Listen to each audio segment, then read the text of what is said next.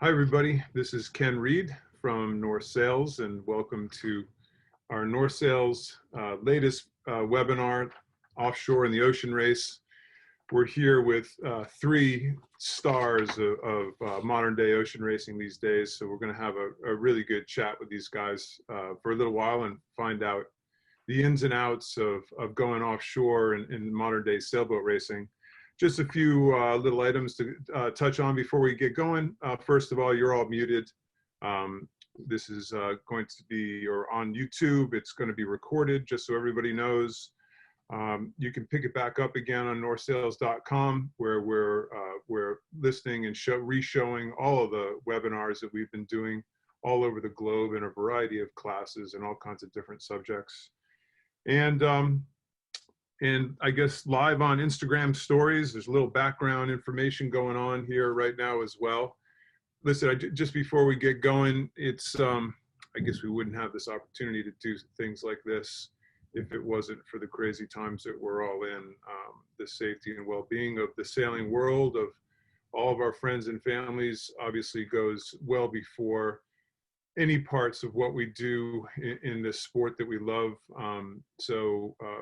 Just before we get going, I just want to do a little shout out to the sailing world, and we hope everybody's healthy and safe and happy, and let's get this thing over with as quick as possible and get back out there on the water, because I can tell you from my personal experience, I'm going a little bit stir crazy, and it's time to go. So without further ado, I'd like to introduce the gentlemen who are with us here today.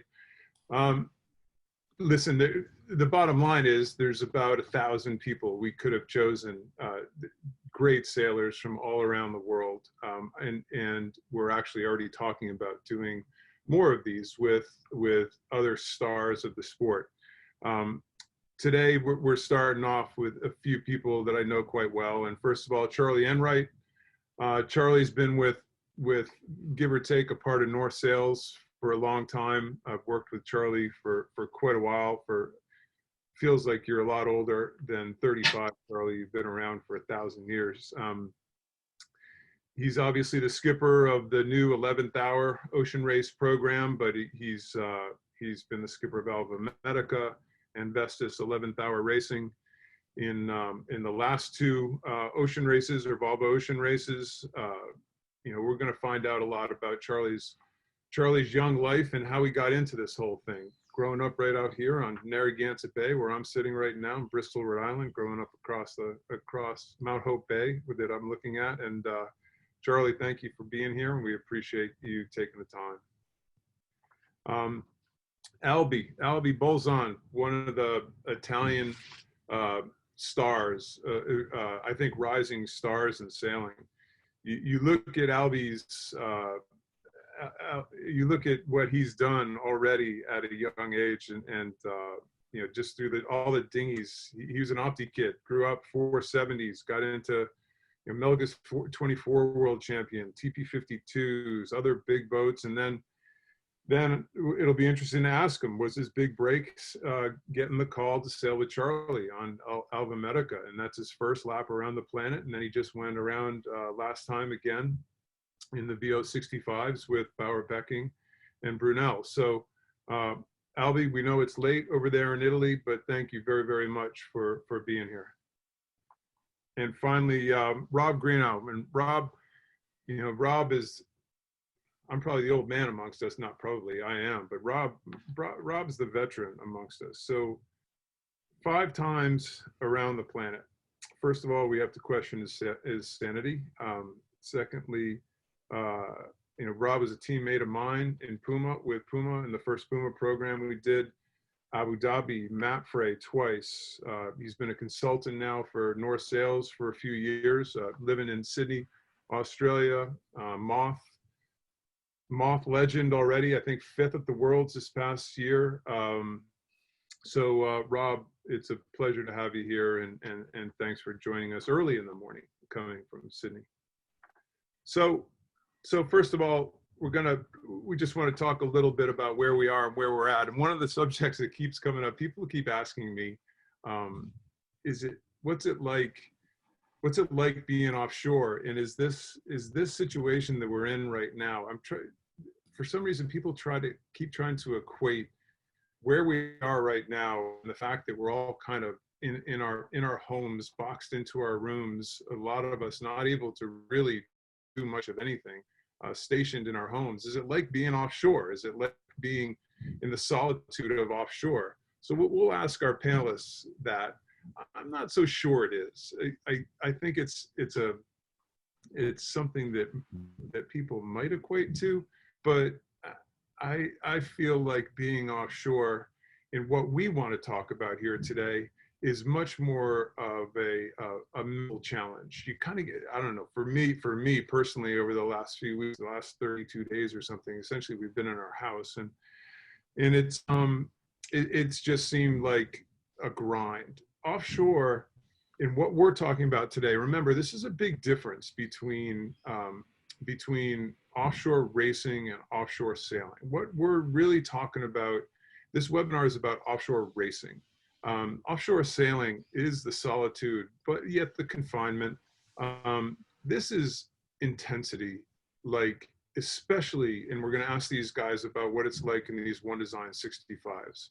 This is never take your foot off the gas pedal, 24-hour a day.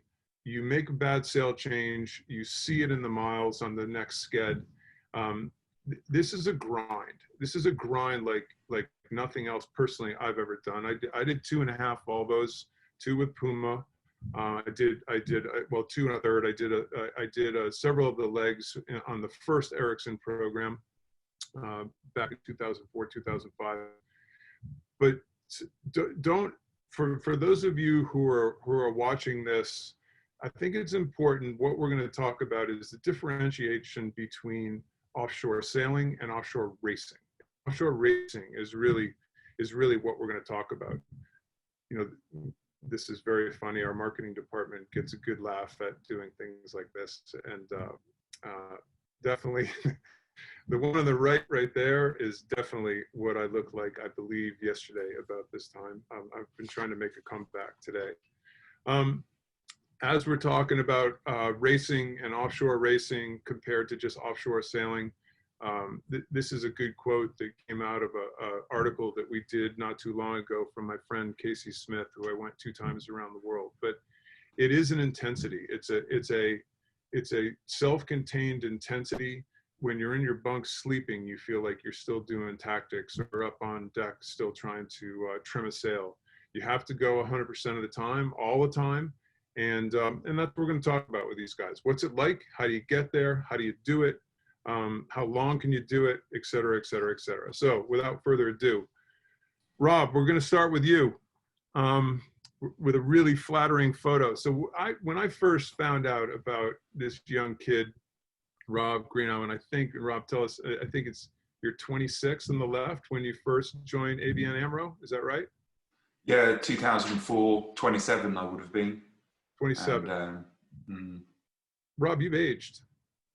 Well, that's what happens. I think that photo on the right probably, it's not this last race, it's actually the race before. So I'm probably even looking a bit older than that now. So of all of us and all the ocean miles on this webinar, you're the only guy here that's actually won the race. ABN AMRO won the race. Now, one of the interesting parts, well, first of all, how did you find your way? It was kind of a Kiwi-centric boat. How did you find your way onto the boat? And it was before, really, this was before the under 30 rule, if I remember correctly. So here's a 26-year-old kid making it onto the, in essence, the varsity ABN boat during that Volvo Ocean race when there was a kid's boat at the same time. How did that all happen? Yeah, I mean, I think it's what, I guess my big break moment in the sport. Mike Sanderson had been appointed skipper of ABN AMRO, and he was putting together an international team. I don't think he wanted a boat of Kiwis, and I'm pretty sure the sponsor also didn't want that. So he was picking talent from around the world. I was the current 18-foot skiff and international 14 world champion. Moose was you know, he was forward thinking. He's not a, you know, he's no slouch. So he was looking for talented sailors and different talents. And I think he saw me as a leading skiff sailor and gave me a call and got me on there. We went and did some sailing on Marischal, and then we were straight into sailing the Volvo 70, which was obviously a, you know, a new boat and very, very different to what people were used to. Canting keel, twin rudder, grabbing a lot of the sort of IMOCA 60 sort of ideas and the French offshore thinking with twin rudders. And it was going to be a new way of sailing offshore. So he wanted to take it from a different angle. The boats were pretty radical for their day, and off we went. And you know, it was a very exciting time to be asked and to get involved in it. So 5 different programs. Did you ever imagine back then during that first, and by the way, I think it's the great point there is it was a stepping stone, right? It was the skiff sailing, the 18-footer sailing, developing a bit of a reputation of being obviously fast. If you're sailing in those 2 classes, you're fast. Did you ever expect in a million years it would be however many years later and all these laps around the planet and the type of sailing that you're still doing? I mean, you never know where things are going to lead, but one thing with sailing is, you know, the sport is the same sport, it's just different equipment. And being good at one boat, you should, you know, if you are at the top of your game, it can mean, you know, you can change platform, jump onto a different boat. Obviously, you've got to learn that boat, but, you know, your sailing skills are there and you can change platform. And that's what you see quite a lot is people who are at the top of their game being able to change platform. And yeah, I mean, did one lap around the world with ABN AMRO, and you never really know what's going to happen in the future. I wasn't necessarily looking to do a second and a third one, but things change and suddenly you're doing a second one, you're doing the third one, you're doing the fourth, and then a fifth, and time flies by, and you know, before you know it, you're deep into it. Deep. That might be the understatement of the century. Deep into it. Well, speaking of deep into it, dude, our mustache. I'm not so sure. So how old were you when you finally got rid of that? And was that losing a bet, or how did that all work? The mustache is a funny story. I mean, my old man had one, and you know, I was fortunate enough to participate in the Morning Light Project, which meant a year away from school, away from college. So I basically came back to do my senior year. All my friends had left, so I was kind of that sketchy old guy. So, you know, not as old as Rob, but, you know, I went for it. On to, you mentioned Morning Light. We all need our big breaks, right? So Charlie went to university here at Brown University, right up the bay. Like I said, grew up in Bristol, right around the corner, Narragansett Bay in Rhode Island, and I'm here in Newport, or up at the north end of the island here in Newport. And I just remember hearing about the Disney family and Robbie Haynes and putting together this program for young, and was it young Americans at the time, or was it an international group? Primarily young Americans, yeah. So really kind of an opportunity, like we need another generation of young sailors around here, and I'll start the story and take us through what this meant to your career. I mean, this is, first of all, you had to make the team, right? So this is an incredible opportunity on a TP52 doing the Transpac, right? Yeah, I mean, this was a massive opportunity for me personally, you know, a launch pad, an inflection point, whatever you want to call it. But it was an interesting process just becoming part of it. You know, as you mentioned, I was kind of sitting in my dorm room at, you know, Brown just up the street. And the whole thing seemed kind of hokey, you know, kind of far-fetched, like, you know, a movie, really? Kind of selling out? I don't know about this. But, you know, in the 11th hour, I guess, no pun intended, Sent in my application, which was one of, I think, about 500, and was fortunate enough to be called to the kind of on-site trial in Long Beach, California, in the Congressional Cup, the Catalina 37s. They picked 30 people to go do that, and then from there, I think it was 15, kind of made the team, so to speak, or at least had the opportunity to make the team. We all went to Hawaii from there to train on a TP52.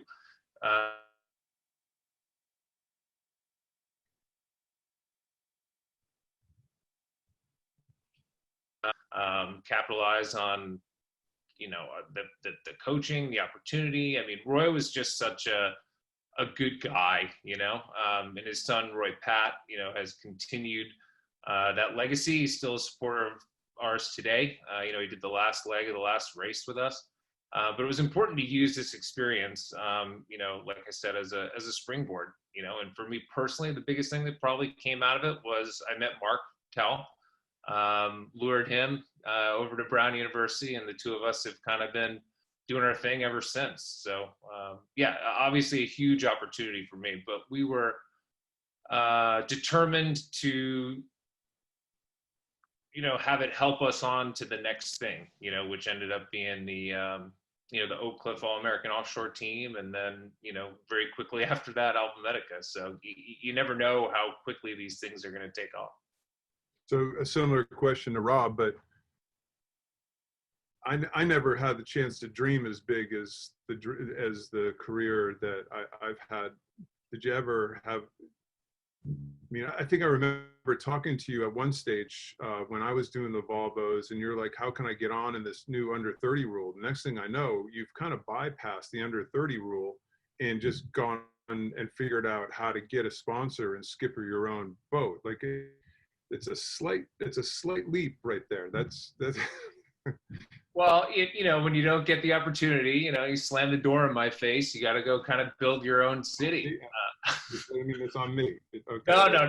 But honestly, like just before the morning light thing, you know, like you kind of alluded to, I grew up here in Rhode Island, and you know, as you know, you knew my grandfather. He passed just recently, but you know, it was always kind of in my future, but was never really going to be a profession of sorts. You know, if anything, there was kind of some family pressure to avoid the marine industry. But, you know, after the morning light thing, just the exposure to professional sailing and some of the opportunities that were out there, you know, that's kind of what did it for me. And then, as you alluded to, there's no script, you know, to any of this stuff. So it almost seemed like writing our own story was easier than following the path, if you will, that didn't even really exist. So, you know, there's different ways to skin a cat. Very cool. All right, we'll get back. There's plenty more to talk about where that came from. Albie, clearly in the left-hand photo, this is right after you got out of prison. Is there anything you want to talk about? I think this was taken just before to leave the dock with Charlie for my first round the world, and it was a very nice period for me. I perfectly remember to enter into this ocean sailing, because I've always loved this offshore sailing, but I've never been in the ocean before my first Volvo Ocean race. I remember from the beginning, really the beginning, when I was very, very young, I can say maybe 4 or 5 years old, that I love to stay on board, sailing in the night with my parents, and I remember in that period, before to meet Charlie and Mark, I was happy about my situation, because I was running pretty nice programs. I was helmsman of Azimuth Europe, running very good one design projects, and then I really don't know how, but I met Charlie. Just maybe I sent to you an email, I don't remember, just to ask if it was possible to have the chance to sail together and see what happened. And then when we agreed that we were going to run the world together, I had this a feeling of relax, just like when you realize a dream. But then I realized, I think during the first leg, that it was just the beginning of the dream, because sailing around the world is it's a very long story, and was for sure my greatest experience, and was very, very nice to share this experience with Charlie, with the people that we became friends after that. And because offshore sailing means also this, to share a lot of feelings, a lot of situations, very nice situation and also very bad situations. And after an experience like that, you feel like in a family. Well, it all started early, and winning was often. So, like, it's a very similar story, I think, to a lot of young sailors. Is, you know, I get asked all the time, and how do I get here? So Melga's 24 world champion, 470s, TP52s, like you said, Azimuth Europe, the 100-footer, stepping stones, opportunities. How do those things happen for you? I mean, I'm not even sure I know. How old are you? But now I'm 37. When I made my third experience in the Volvo Ocean race, I was 32, I think. And you know, I found just a few days ago an old diary, and probably from the school, but when I was 7, 8 years old. And it was funny because on this diary I wrote that my dream was to do the old whitbread, and try to sail with the best sailors in the world. And I was just a kid, and with this motivation I tried to sail every day, try to do the best possible every day. And you know, if you take it like this, and you want to do it, you really want to do it, just propose yourself. If you have this motivation and you are sure you want to do an hard experience, as it could be around the world race, just propose yourself and try to convince a skipper to give the opportunity to try and show your abilities. That's the goal. But it's only up to you. If you have this motivation, show it. So finishing up here, but I remember Charlie telling me before you guys started, I found this Italian kid and he's really fast. That's great. That's awesome. All right, so I want to show you a little video clip, and Albie, I want you to take us through this, because before drones, now the Volvo Ocean race and now so many other races have pioneered the onboard reporter. And the onboard reporter, on board, I went around the world twice with onboard reporters, and they were great. They're part of the family, they're part of the crew, they're part of the team.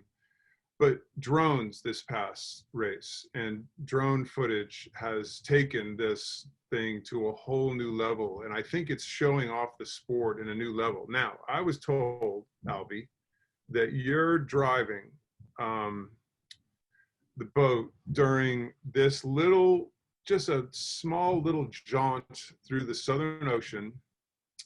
And take us back. Tell us what's going on here. Do you remember this? What was going on this particular day? Yeah, I remember. It was a very tight reaching in very cold situation. It was really, really cold with some fog. And I perfectly remember this video because we talked about on board quite a lot. And you know, as you say, that the introducing of the drones changed a lot the quality of the video that for people that follow the race. And now from these videos you can feel what we find every day on deck in these conditions. And as you can see, it's also not easy to manage these drones, because obviously when you send them in the air in 30 knots in big waves, you have to take off the drone and also land. So we have to be honest and say that we crashed some drone on deck. It was not easy at all.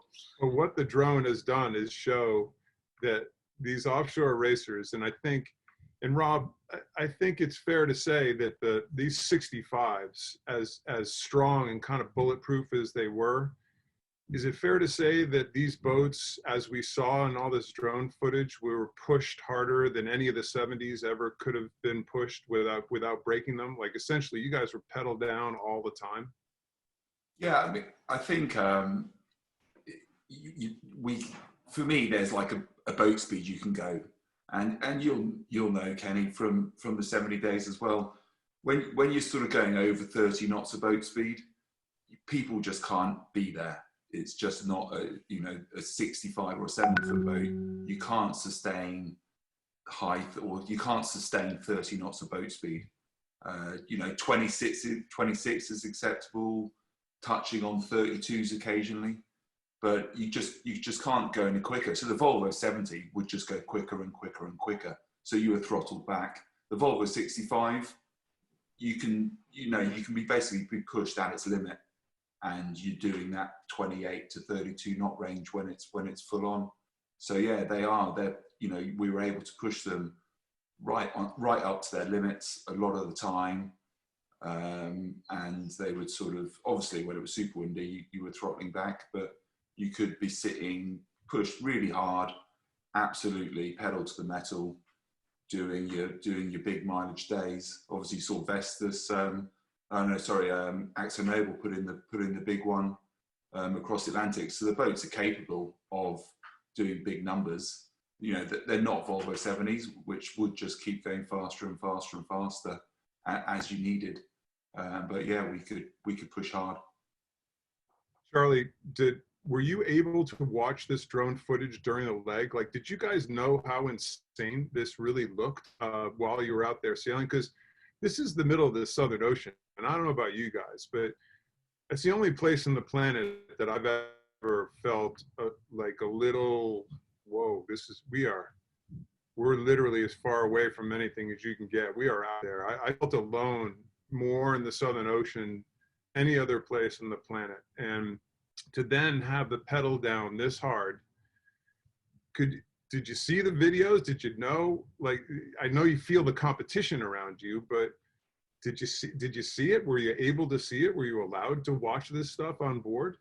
I mean, you're allowed to watch your own stuff.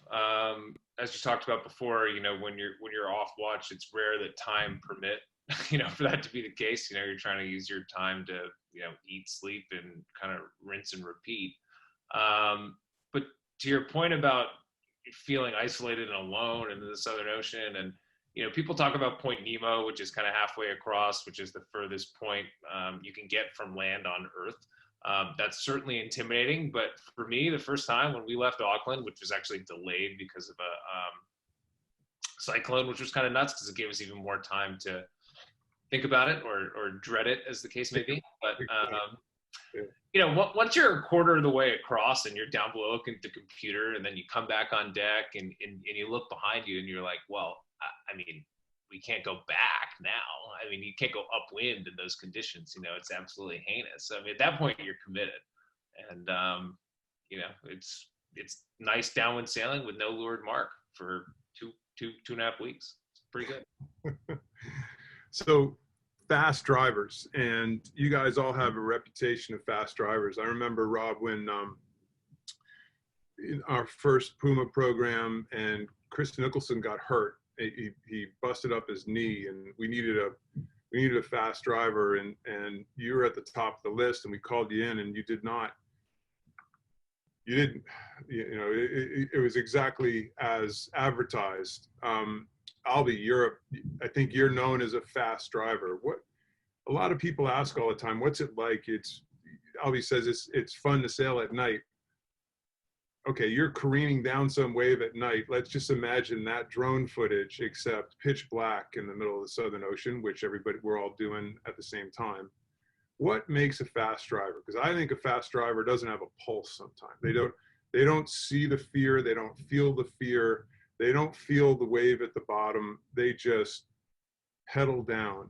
And I'll tell you what, there's few that have that reputation. You two guys are two guys that have that reputation. Albie, does that just make you inhuman in a way? I mean, what makes a fast driver? Not having that pulse, not having that fear to pull back, to bail out of the wave. I think it's coming from the practice.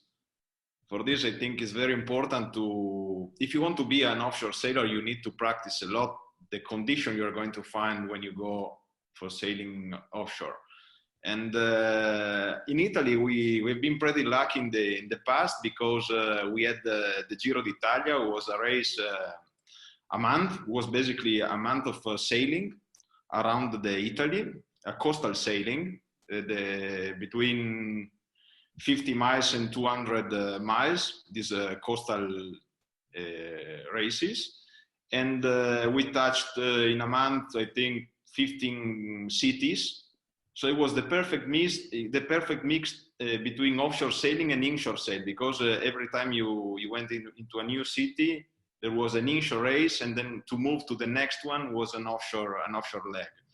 And for this, in this competition, basically all the professional sailors were involved, and was very, very nice. It was a sort of match racing, 24 hours a day. And we had the chance to practice a lot. And from there, we had a lot of very, very fast drivers, as they are really well known, like Rufo Bressani, Gabriele Benussi, Vasco was there, Favini, Mauro Pelaschier, all the best helmsmen, Italian helmsmen. And for this, especially for young guys, as I was a great experience, because you had the opportunity to learn from them, being on board with them or against, and practicing a lot, especially during the night in every kind of conditions. And probably is what we are missing now, to give to these young guys that want to improve their abilities in offshore. Some competition like the Giro d'Italia, just to learn something new, to be fast sailing offshore, because it's a little different. The angles are different than sailing inshore. You have to learn something different. Well, and Rob, I mean, we talked about this the other day, but probably coming out of the 18-foot skiffs, there's no other choice but being fast. You're either fast or you flip over. But you had a bit of a reputation of being a boat breaker early on, because again, you didn't have a pulse. You just knew how to send it. Again, where does that come from? Where do you think, is that learned? Is that something learned, or is that something you're just kind of born with? No, I mean, I think Volvo 70s were the boats where, you know, you had to throttle back, because they would just keep going faster and faster.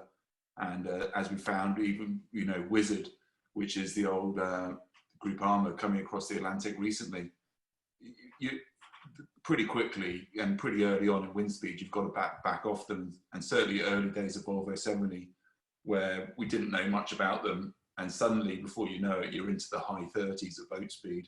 The thing's leaping, and for sure things break really easily. So yeah, you know, that's just about managing your equipment, knowing when to back off, and I think what also happens is people want to go fast.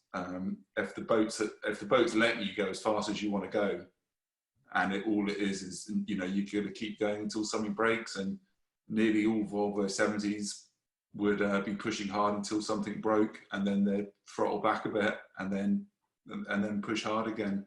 And I think there's been quite a big shift in the mentality of Volvo 70 to Volvo 65. Suddenly in the Volvo 65, it's speed is, everyone's going at very, very similar speed. Whereas Volvo 70, you'd see differentials of 2, 3, 4, 5 knots between someone who's in their zone and someone who's not. Right. In the 65, we're talking about 0.1, 0.2 of a knot. And a bad day in a Volvo 65, you've lost 3 miles to another competitor. A bad day in a Volvo 70, you've lost 100. And that's in the same weather.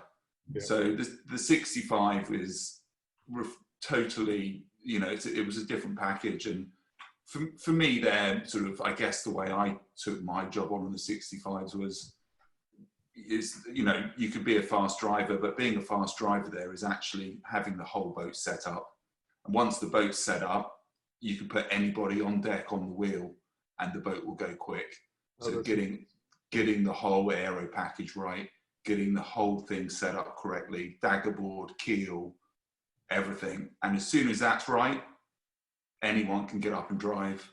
And yes, there's going to be some differences still, but not massively. And that's, for me, the key, certainly in the 65s, was getting the whole thing, everything dialed in and in the right position, you know, to go well. And then, you know, we'd even let Chabby drive occasionally. And, but obviously, windy stuff downwind, Southern Ocean, that's a slightly different ball game. That's experience a bit more. And, you know, when there's some gnarly stuff going on, when the waves are getting pretty big and there's 2 or 3 reefs in the main, then, you know, then a bit more experience comes into it all, knowing when to, you know, furl because there's a massive squall coming and that sort of thing. Right. So that gets trickier. Well, it's a good segue into talking about these 3 different boats and, you know, the ocean race's history. It's something that's such a part of the 4 of our lives. And the 70s were part of my life more than I could ever imagine. And you guys, and, you know, Charlie and Rob sailing Wizard quite a bit the last couple of years. It was a hammer down boat. You know, we talked about it, the evolution of that first set of canting keel boats, the safety factor that we all had to learn how to deal with, you know, with the incredible tragedy of Hans Horowitz. That was the second leg I ever did in a Volvo race, was that leg, and something that still will be ingrained in my brain for my entire life. The boat sank. The movie star sank that time.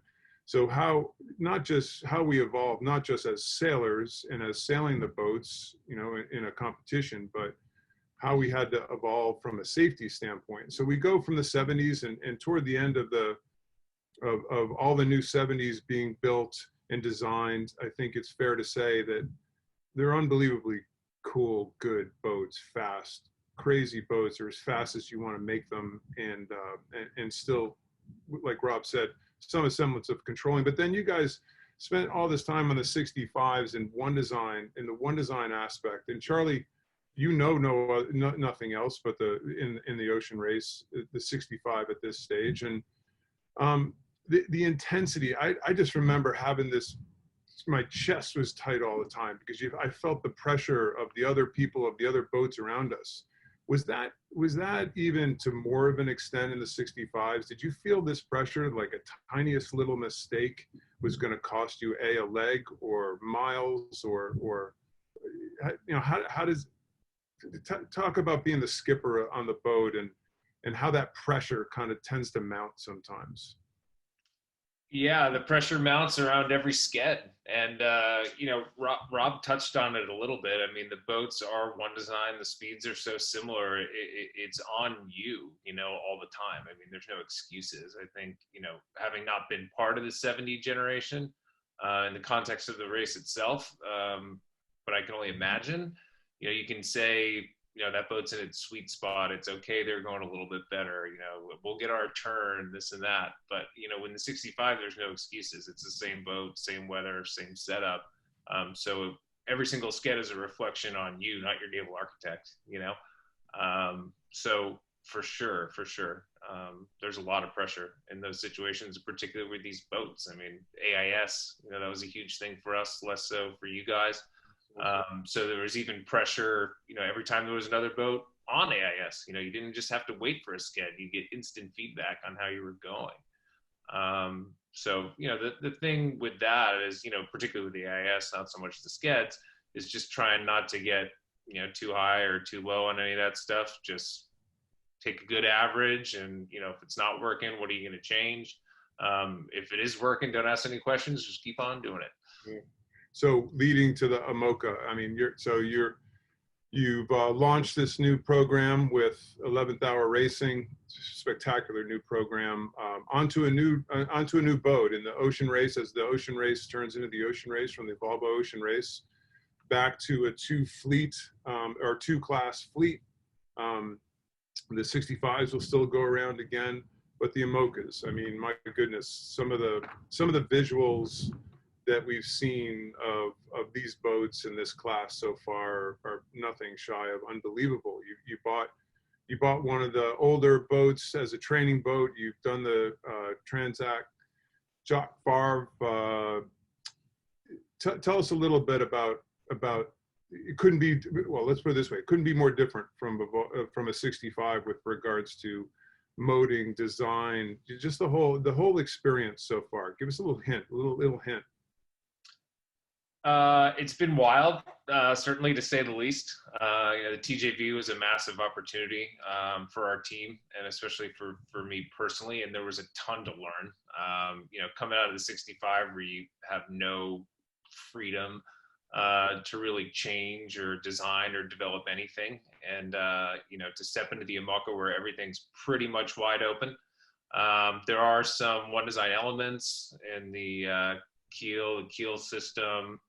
And some bits here and there, the mast, the deck spreaders, but by and large, if you want to change something, you can change it. And that was a new thing for me, continues to be a new thing for me. The sky's kind of the limit, and you got to change your focus,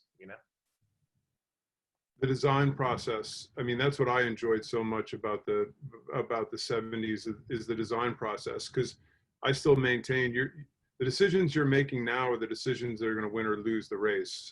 It's not, you're going to, I think you told me after the TJV that there were times, like Rob was just saying, there were times that boats go by you going 3 knots, 4 knots faster. And that within the next 24 hours, the weather is going to come to you and you're going to do the same to them.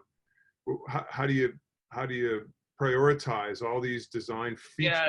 It's crazy, and it's a different kind of pressure, than the 65 was. Every sked you're hanging on a 1/10 of a knot of boat speed, and now, like you said, you're making decisions in the naval architecture world about foils and to some extent sails, hull shapes, all that stuff that are going to win or lose you the race. And it's kind of like the Wild West right now. I mean, we talked about IMOCAs kind of being built in 4-year cycles.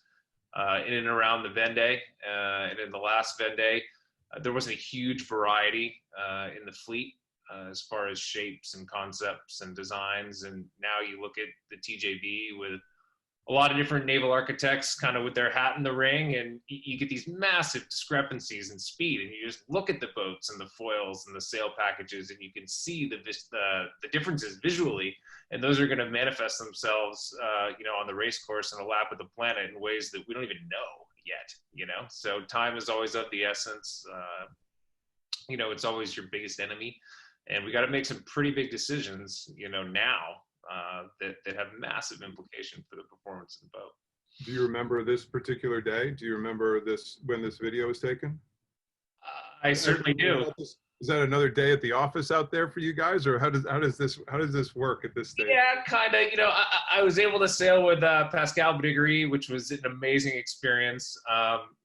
This is in some flat water with some looks like a very dry boat, by the way. Yeah. It's dry inside. You guys know how to tighten the leech line on the mainsail, by the way? Does that? You don't have a lot of visibility under the coach roof. That's for sure. We got flat water there and a little bit of push. We're averaging almost 35 knots, throughout the course of this video with the helicopter overhead. It's pretty wild. It's funny, Pascal, he didn't put on his spray top the entirety of the delivery. And as soon as the helicopter came, the guy's out of the coach roof on the boom, making an excuse to just kind of be in the video. And it's pretty stellar. I mean, he's a great sailor. I had a great time with him. I learned a ton from him. And this was certainly a very special day. Rob and Albie, you guys coming from skiffs and high performance boats, is this the dream? Is this what you guys want to do? Or like next time around, do you have a preference? If you're able to do the ocean race again, is this the class or is the 65 the class? Rob? Yeah, I mean, I think the 65s were very unique racing, and who knows whether it was a, you know, when the 65s came out after the Volvo 70s, they got a lot of negative feedback because they were so much slower than the Volvo 70. People were like, oh no, it's such a step backwards. But then we went racing in them and we were like, hang on a minute, this is amazing. Yeah. Halfway through that first 65 race, it doesn't matter if you get to Cape Town a day later than you would in the Volvo 70. Right. You're out there for 22 days, 23s, no great shakes. But the intensity of the racing was next level, and that one design racing, it couldn't be beaten. But you know, the Whitbread, the Volvo Ocean Race, and now the Ocean Race has always been about evolution and cutting edge stuff. So for me, you know, the IMOCA class is a great step forward for the next race. It's going to be wild, as Charlie says. Who knows what the boats are going to look like, and who knows how fast they're going to go. But you know, it looks pretty bumpy. I'm sure there'll be a good class of 65s as well. And you know, out of the two fleets, there's going to be quite a bit of separation and probably a couple of days difference to some of the finish ports. Right. But both classes are going to have great racing. The IMOCAs will be more like Volvo 70 days, where you're going to have horses for courses, boats suited to different conditions, and actually ultimately boats with very different polars, so very different weather routing. And you'll see 200 or 300 mile separation in the fleet, based on different modelling. The 65s you'll see again going around in a tight pack. So yeah, it's a different deal. And as you touched on, Kenny, is you know, the critical decisions in an IMOCA are made well before you go on the water, and people are going to be choosing foils and hull shapes, you know, well before the race, and those are probably the decisions you live and die by. And it's only when you're halfway to Cape Town you know whether you made the right decision or not. Exactly. Albie, is this got you just ready to go, or is there unfinished business in the 65s? Well, you know, I really like the idea to sail offshore with the one designs, because as Rob said, we saw in the last edition that the difference of speed was 0.1, 0.2. It was like this for 24 hours a day for a leg, for an entire leg. It was 20 days of fighting very, very next each other. That was great, and that's probably the pure the pure feeling you can have in an offshore sailing when you finish. When you have the whole fleet finishing in less than 5 minutes, that it means that the competition level is really high and probably is the best. On the other side, you know, the IMOCA is, we can say that the Formula One for offshore sailing, and probably you have a lot of work on the boat in the development, and probably that's the best part of the project.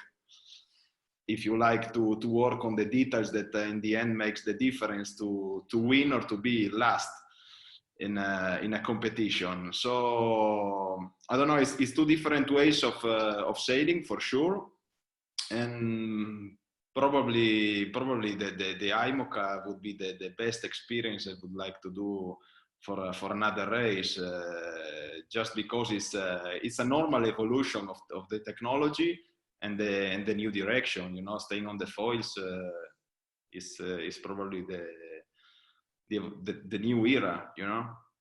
So Charlie, you're very intently looking at this video. Hopefully you're picking a few things up. But the first thing that comes to me is you might have to grow that mustache again, because this is kind of sailing port. So that the mustache might get you back into the mode. You know what I mean? Yeah, I mean, I'm looking at the video with longing eyes, because it's just been so long since any of us have been able to be, you know, out there doing what we love. So. Not a lot of boat in the water here in these photos, and the development and the fun. I mean, so one of the questions. So Bridget Murphy had everybody's been pulling in questions and stuff. One of the big questions for you guys is how do young people get involved in this stuff? And great on the Volvo Ocean race a long time ago for doing the under 30 rule and then turning that into an under 30 rule and getting females involved. This time around, there's a variation between the 65s and the 60s.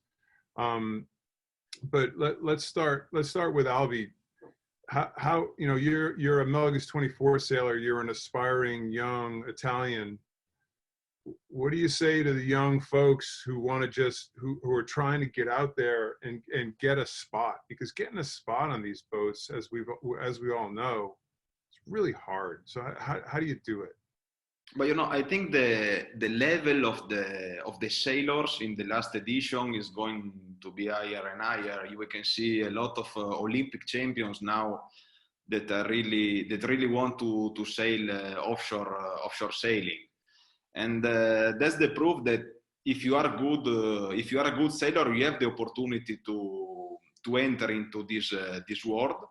And as I said before, the hardest part for a young guy, I perfectly understand, is to propose yourself, just to call the skippers and ask for a ride on the boat, and then if you are fast, when you make a skipper happy, it's done. If you are fast and you show that you can make the difference on the boat, it doesn't matter the age you have. If you are old or young, for a skipper, the most important thing is to have solid people and fast as possible. So that's the goal, what they are looking for.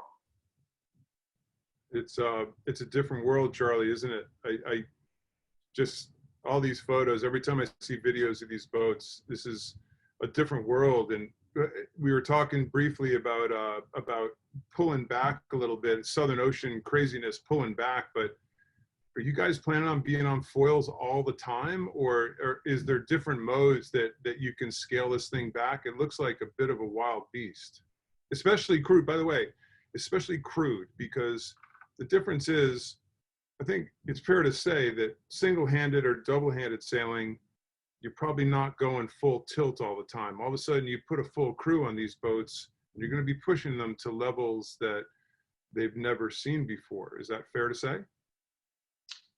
Yeah, definitely. The fully crewed aspect of the IMOCA class is totally new. We did the TJV this fall, and we have a certain set of data from that, and then we actually did a fully crewed delivery back from Brazil, and we got a full set of data about that. And is it very different? Yeah, you'd be amazed at how different they are. I mean, we're in uncharted territory. But I mentioned some of the one design elements before. The rig is the commonly accepted kind of fuse in the system. It was designed without foils in mind, so the boats can create stability and riding moment in excess of what the rig can kind of handle. So in addition to knowing when to push and when to throttle back, knowing the definition of what those terms actually mean, like where you are relative to the red line. Can you create data that what the fuse can handle? Like, are there stresses and strains and loads that says there's your red line? Yeah, for sure. And how you get that data, I think is going to be a big part of the race. Just knowing how hard you can push your boat structurally, how hard you can push the rig structurally. And I think the better the information, the better the decision making process. So tell me if I'm wrong, but I think there's 2 boats under build right now, but there's quite a lot of hype, hopefully, about the TJV, the Vendée happening on time, which it's still planned to happen end of this year. And then the next ocean race starts 8 or 9 months later. Let's call it 8 months later. How effective will it be to change a Vendée, a single-handed boat, and turn it into a crewed boat? Have you guys I'm sure when you were making a decision to either build a brand new crew-oriented boat versus take a single-handed, which you already own, oriented boat and turn it into a crewed boat, there's probably a list this long to do. Can you be competitive? How long? Yeah, I mean, how long is that list? I would think the biggest differences are going to be the foils, and we're going to watch the start of the Vendée with great interest. I mean, there's a lot of different ways that people are choosing to solve this problem, so we'll know a lot more about it. When the boats are, like Rob said, halfway to Cape Town. But when do you have to start building your foils? well, that's a big thing too. I mean, to build foils is a 6-month process, right? And if your goal is the ocean race, which is 16 months from now, if you're going to have each foil be an iteration of the previous generation and kind of have method to the madness, so to speak, there's not there's not a lot of time, and every day that goes by, is missed testing time.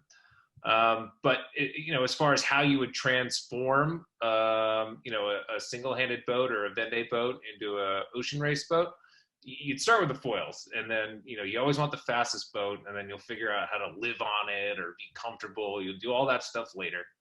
But certainly we put a little bit of effort into kind of setting our boat up for a fully crewed scenario on the way back from Brazil. And it was still a nightmare. I mean, it's just a volumetric challenge. I mean, there's so what's fully crewed, just for the people who don't know, what does fully crewed mean? Fully crewed in the context of the ocean race is 4 male sailors and 1 female sailor along with an OBR, or you can have 4 female sailors and 2 male sailors along with an OBR. So very different than the single-handed Vendée or the double-handed TJV. So can you fit everybody down below these things? Because I think their freeboard is about. Well, that's half the problem. Can you fit everybody down below when you're trying to maximize water ballast, find a place for bunks, all that kind of stuff? But then can you fit everybody on deck? Also, for a maneuver, to get everybody effectively helping to sail the boat. And are these boats going to be autopilot boats, or are they going to be driven boats? Yeah, that's a huge part of it too, is the way the rule's currently written. Can you guys hear me, by the way? Yeah. Yeah, sorry. The way the rule's currently written for the ocean race, it's a heading only pilot with no wind input. So the intention is to have the crew driving the boat the entire time, which is a big departure from the smart pilots that the IMOCA fleet has right now. Just getting in a place, I was thinking about it when you were talking about fast drivers and feel and all that stuff. There isn't a lot of space on the IMOCA where you can effectively drive the boat and get a visual of what's going on. So it's kind of like, no matter when you're driving it, it's always like driving at night in some ways. Because you're going off a feel and you're sailing off the numbers, unless you can kind of give us a hint. Is it a wheel boat or a tiller boat? Is your boat a wheel boat or a tiller boat? That's the $6.5 million question, or dollar-euro question. It's tough. Can you drive in a IMOCA 60 in the Southern Ocean? Can you hand steer for 2 hours at a time? Because that's the ask when the crew is that small. Yeah. Or do you need a wheel? I mean, those are big questions. Is it like a little Montspendi tiller? Is it the tiller like we have, or is it some little micro machine wheels? You have 1 pedestal, 2 pedestals. I mean, there's some big kind of ergonomic questions that need to be answered. Either you're full of crap and you're just saying you don't know the answers to these questions, or you actually don't. And if that's the case, you better get on it, because this race isn't very far down the road. Let's go. Yeah. So, okay, so we're talking about the evolution of boats. We happen to be on a North Sails webinar, so I want to talk about the evolution of sails for a second. And you 2 young guys don't probably remember these days, but we used to sail with plastic sails a lot. And the 3L sails, in the upper left-hand corner here is EF Language, winning I think the Whitbread at the time, right? And then Ilbrook, same thing. These are the Volvo 60s, both with plastic 3DL sails. Rob in the lower left, that's ABN, and that's actually me on Ericsson. And a little bit of a flashback, because I think that was the start of one of the inshore races, and it was when I was on the boat, and I think we were over early by about from the bowman forward. So anyway, you're welcome. You won the race thanks to us having to bail out. And then of course Puma, and Puma's Volvo race was the last time plastic sails were used. And if I remember correctly, and Rob, you might remember, but I think we went through 6 J1s, 3 mainsails. I mean, the number of sails that you burn through, and it was we were talking about the fuse. Charlie was talking about the fuse, the mass being a fuse as to how hard you can push these things offshore. The sails were the fuse. Very often, you couldn't push them hard enough. Delamination was a big issue. The number of sails you could actually build and put on board the boat. And then for the Volvo, for the second Volvo I did, 3DI came into effect. And this was the first Volvo, I think, was 2008, right, Rob? The first Puma program. And then this was 2011. And this is when when 3DI first came out, and I just remember a feeling of safety. And this goes back to the drone footage that we showed of Albie in the Southern Ocean.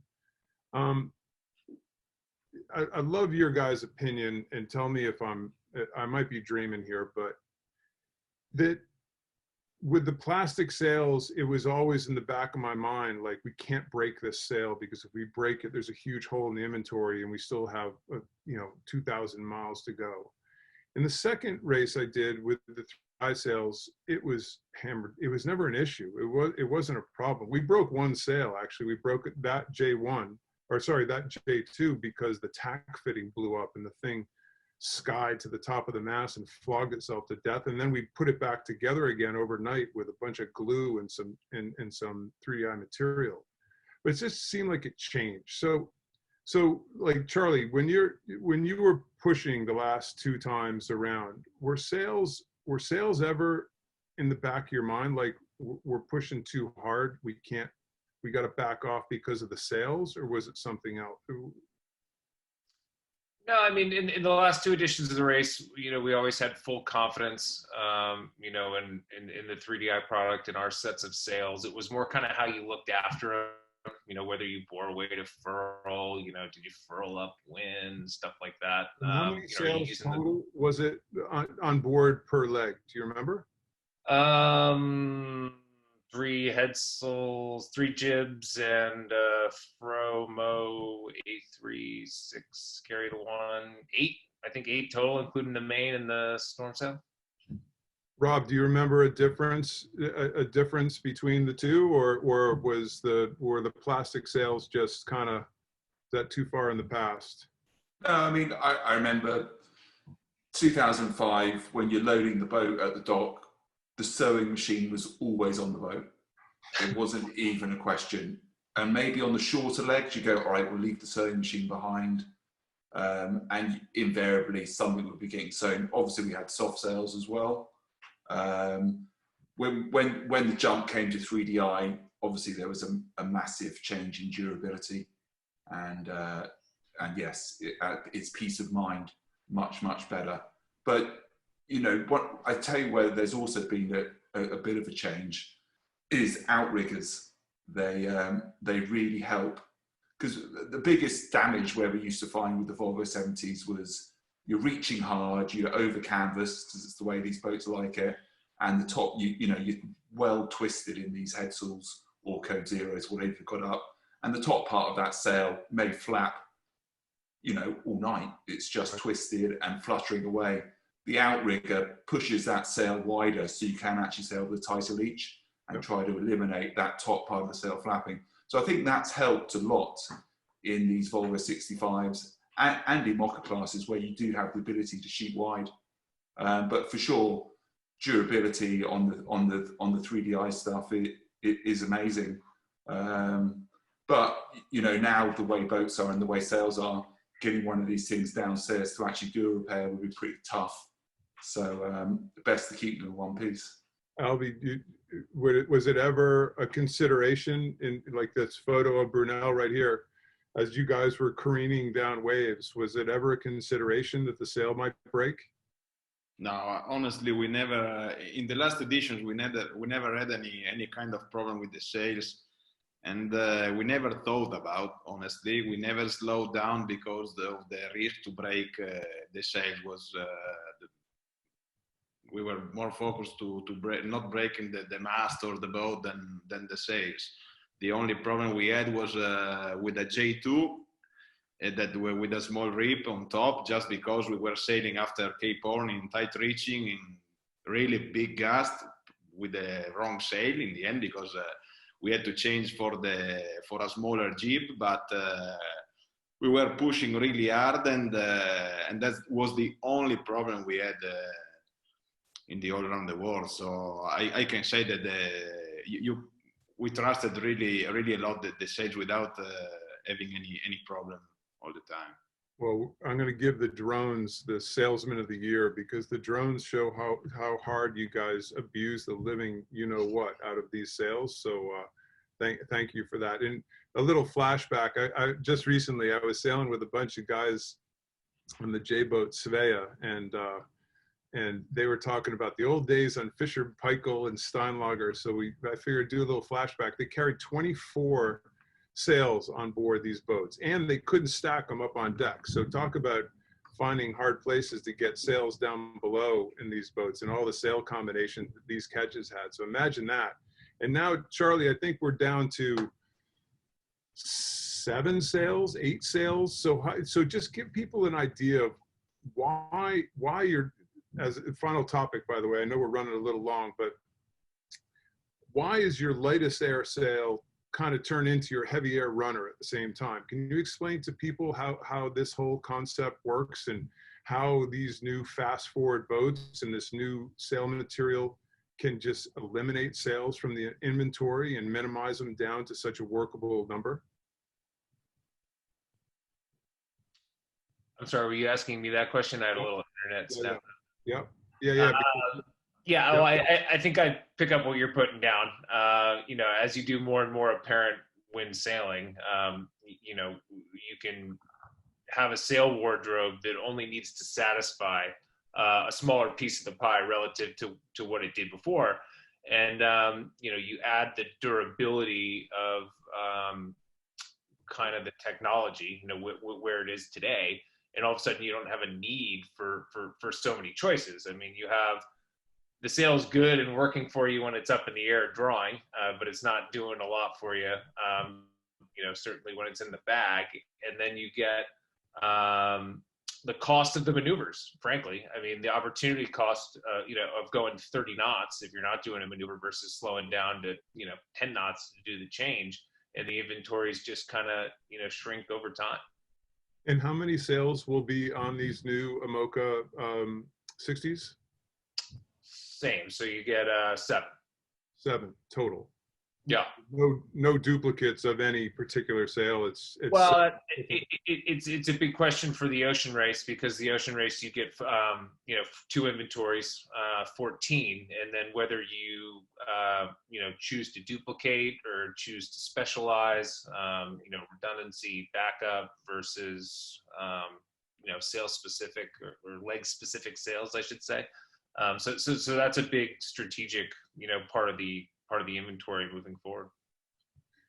Very cool. Well, you guys, this next ocean race, and again, this is about ocean racing, but since we all have our roots in the Volvo race and now this coming ocean race, I figure I'd bring this up. You guys are all lucky in a sense, because well, first of all, it's fascinating these layouts. It's fascinating, these courses and how they've all changed. But I always was really sad that I couldn't. I hate Charlie for the fact that he's been able to sail into our hometown of Newport, Rhode Island twice at the end of a leg, and I always wanted to. Boston was as close as I ever came. Boston and Miami were the closest I ever came. But Rob, you'd sailed into Portsmouth, England, a little. Unfortunately, after the tragic leg, the ABN AMRO 2 and Movie Star leg, but nonetheless got to sail into your hometown. And then Albie, you know, you do this next race and you get to sail into Genoa. So Albie, what would it be like to sail home, like back into your home port, and especially at the end of the race after finishing 50,000 miles of sailing around the planet? I think it will be a great finish for the race. You know, in Italy we have a lot of a big tradition for sailing, and we have a lot of followers. So I'm pretty sure that Genoa will be a very nice place to finish the race. We will be, I expect, to see really a lot of people waiting for that, following the race, and also from the technical side would be really interesting, because having the finish in the med could be really tricky. Could be everything about conditions, about the strategy you have to take to get in Genoa from Gibraltar. So will be a very, very interesting finish leg, I think. Rob, do you remember that leg into Portsmouth? Yeah, of course. You know, it was a very rough transatlantic, as you'll probably remember, Kenny. And obviously we had the tragic news of losing Hans during that leg. Coming into Portsmouth, not my hometown, but close to where I live in the UK. And, you know, it's a nice feeling coming into, you know, your home country or your hometown. And it's great that, you know, I think everyone's dream is, you know, these big races being in your country and letting all your sort of closer friends and audience there see what you do and see what we're lucky enough to do and have everyone enjoy it. That's why you know, I think it's probably a pleasure of being living in Auckland and regularly having you know, both America's Cup and ocean races coming in there and getting the chance to enjoy it all. No question. Charlie, I think you drifted into Newport 2 times. Did you ever kind of kick the wind gods for not giving you a nice little flat out, like 20-knot reach coming down past Brenton Point? But, you know, those 2 finishes were actually amazingly similar, weren't they? Yeah, I mean, lucky certainly for a lot of reasons, but you could always be a little luckier. I mean, we haven't had the greatest of conditions finishing in Newport, nor just transparently the greatest results. You never forget your first, so that Alvamedica thing was certainly very special, but it meant a lot more to me personally, kind of the second time. You know, flying the 11th hour flag, you know, not only am I from Newport, Rhode Island, but 11th hour is based there. And just thinking about it on a personal level, like a lot for me had changed kind of between races. I remember meeting my pregnant wife at the dock, kind of first go round, and, you know, second go round, she's pushing a stroller, you know, with, you know, kids in tow, and it just creates, you know, good perspective, and something that I have enjoyed, you know, kind of silver lining of this pandemic has been the time that I have got to spend at home with my family. You know, today's Earth Day, obviously a big day for 11th hour racing, and you know, I did a couple reflections on just, you know, the pandemic and how it can affect our actions as we move forward, and a lot of that has been centered around family. And the more I think about it, like, I don't think I've been in one place more than I have during what's going on in the world right now, probably in my whole life. So you know, I'll definitely be itching to come back if we have the opportunity to kind of finish in Newport for a 3rd time, and hopefully it'll be under you know, different conditions. Well, let's get into a few of the questions and we'll finish up. We're a few minutes away, everybody, and thank you for sticking with us. This North Sails webinar is fun to do, and it's fun to get everybody's perspective here on offshore sailing, especially the ocean race and the past Volvo race and the sailing that we all love. So let's just go right down the list here. So Charlie, you're the one choosing the crew right now. How do you choose a crew? Albie told us before that as a young person, you can't be afraid to stick your neck out and to send that note off and to show up and to get on the dock and to show up on a boat and say, you got to give me a shot. Is that what works for you? What is it? how does this work?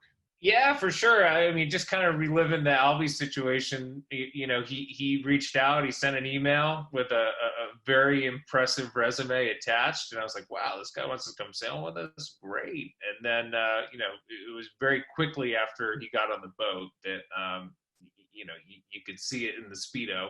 And as Albie said, you know, surround yourself with good people, and it makes you look good. So Albie was an immediate no-brainer. But I think it's important what he said and Rob has reiterated, which is like, you know, a sailor's a sailor. You know, offshore sailing can be taught.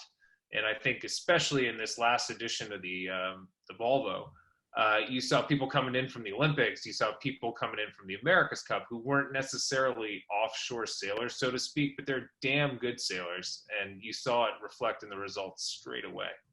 So you know, there's one thing I'll add to this one is, in a sense, Albie and Rob are a bit of throwbacks to the old days, because they're you know, there are some people in this world who are so talented at driving a boat that they just get their way on a boat.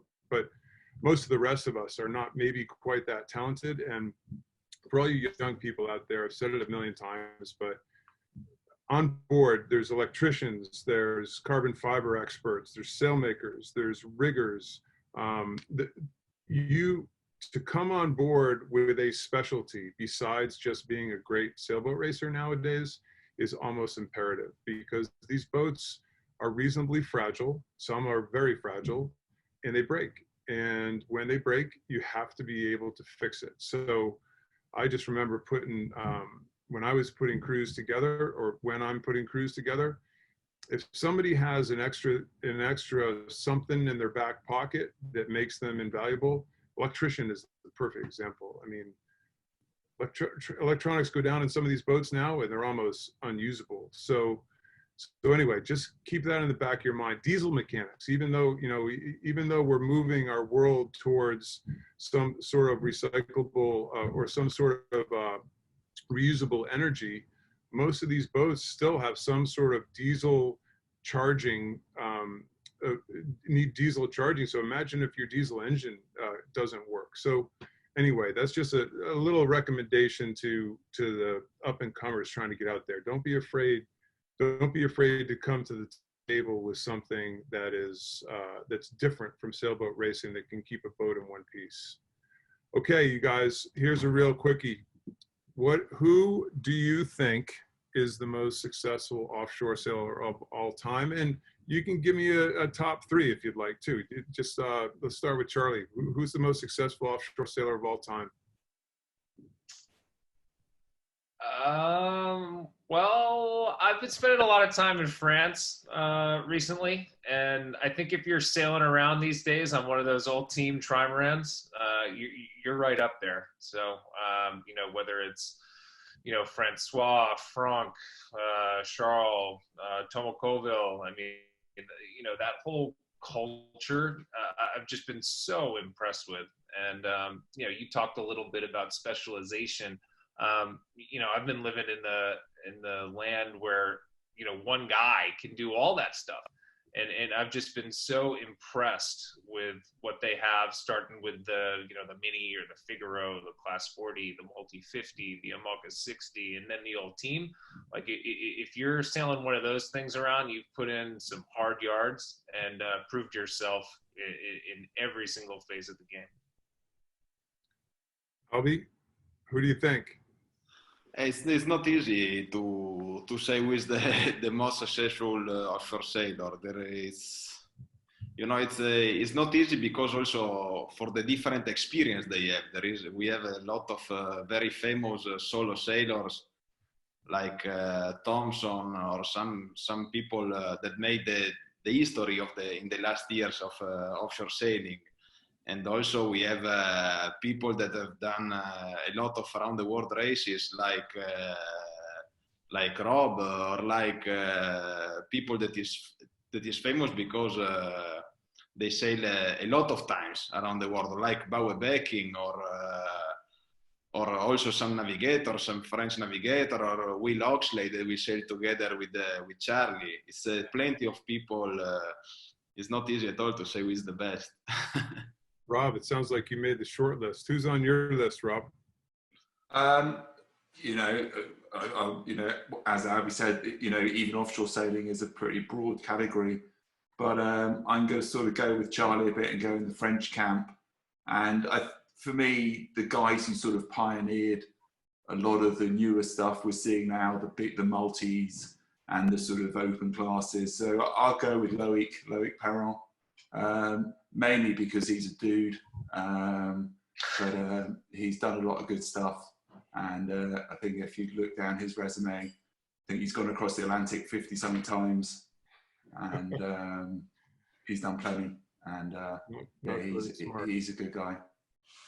Well, there's no wrong answer here, obviously, but when I first started thinking about doing the Whitbread or the Volvo, I read books about Peter Blake, and for some reason that triggered something with me. But I agree, in the French camp, the Camasses and the Taberlys and the Desjoyeaux, and I mean, it's almost blasphemy to have an ocean racing webinar without having somebody French on board. So I apologize to anyone in France who's watching right now. We'll get plenty of French people on if we continue to do this. Anyway, a fun question. So this is an easy one, I think. Who's done the most offshore miles? I'm going to actually answer. I'm going to answer this, and you guys tell me if I'm wrong.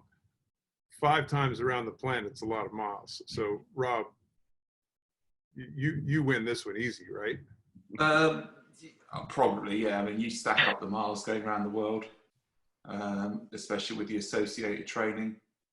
I've done a bunch of transatlantics, and then, you know, there's obviously other smaller races you do, but I don't know how many miles it is these days around the world. I don't even like to count. But I know one of those legs we did was 17,000, I think, wasn't it, Kenny? From 17,000 sailed or something ridiculous. 42 days, but who's counting? 42 days, 9 hours, 17 minutes, and 37 seconds, but who's counting? So I'd probably come in second on this one due to age over Charlie, and then Albie, I'm not so sure if you or Charlie are probably close. You're probably close. So you guys got to step it up. Let's go. Couple more. So facilitating boats offshore, having more female crew members. Obviously this, you guys lived it this past time. I think it was a fantastic rule. Getting more females involved, especially young females involved in the professional side of sailing. I always say that if we're going to grow the sport of sailing, it's time to let females back in. 50% of the population is not on, there's very few people in a weekend regatta in Newport, Rhode Island, who are female going out sailing. We have to do it as a sport. It's a way to grow the sport. But can you guys just give a real quick 30 seconds or less? We'll start with Rob. The having females on board in the last Volvo race, that story, that initiative, similar to the under 30 rule that was initiated a few races back. Yeah, it's great to have females on board. I don't have any problem with it at all. Obviously, our sport has been notoriously hard for females to get involved in for whatever reason. I don't think there's any reason for females to feel that it's inaccessible, and come and get involved. It's about going sailing, and unfortunately, it is a bit of a macho world where it's competitive, and everyone's trying to fight for spots on boats, whether it's at club level or at international Grand Prix level, and it's fighting for jobs and or roles on a boat. And as a result, it's always going to be tough to get into. But I think it's great sailing with females. Albie, what do you think? How do we get more girls involved? I think the rules in the last edition they were right, because having the girls was a good opportunity for them to learn and to show that they can stay on board at the same level with the guys. And I think that the final goal should be to have full female teams in these races. Is not the next step should be that one, to have not only one team as it happened in the world with ACA 2 editions ago, but maybe having more than one team fighting together with the guys, and especially because in the past they showed that they can win legs, they can win the race in the end, especially after the experience of the last edition. Charlie, there's a female quotient in the new 60s, but how do we grow this? How do we make this work a little better? Yeah, I think the way the race went about it last time, by incentivizing, I guess, the participation of females versus mandating it, is different, than the way the rules written now. I think the way the rules written now for the ocean race, the situation where there's one female, I think it is very difficult. And, we watched that play out on our delivery back from Brazil to France. So kudos go out to Abby Ehler, certainly, for how she dealt with that situation. I think she was probably the first female to sail in that configuration on the IMOCA 60. The other thing, I think the Olympic offshore event, I think, one, mixed crew, one male, one female. I think that's a little bit more representative of, the planetary situation, the world we live in. So I think that's a pretty cool opportunity. You yourself just did the Key West feeder race. It'll be interesting to hear your feedback. But yeah. Shout out to my girl, Susie. Yeah, no, for sure. I mean, I enjoyed, having ladies on the boat for the last race, and I think that's the future. So we gotta come up with good solutions to make it so. Oh crap! I don't know how this slid in here, but real quick one here. I see where these are from. Albie, I'll let you go first. Your boy Kyle Langford is giving you a little crap about your food on board. Give us a quick rundown. I really had the freeze dry. When I woke up in the morning at home, usually the first question is what we have for lunch, and the next one is what we have for dinner. So staying on board, eating freeze dry for 20 days for me was a nightmare. And going to the question from Kyle, he made this question because he knows me that I really ate that food. It's probably the macaroni cheese in the last edition was my favorite food. Don't give in. It all sucks. Every bit of it sucked. Yeah. So that's my buddy Shannon Falcone.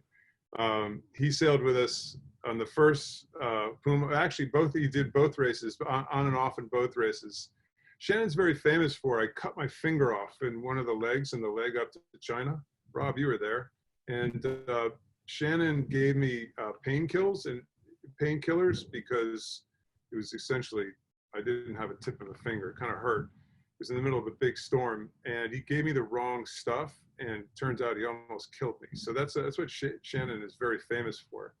I was also very famous for peanut butter and jelly. I would smuggle on peanut butter and jelly and wraps, and I went one step further than Albie. I couldn't do it half the time. I couldn't do it. So I lived on peanut butter and jelly. And by the way, at home it's crunchy, but on the boat it's smooth, because, and the reason being is because you got to use your rigging knife to put it out, and it's way easier to take your knife out of your pocket and to clean it if it's smooth peanut butter rather than crunchy. So that's a little bit of detail, a little more detail than people probably need to have.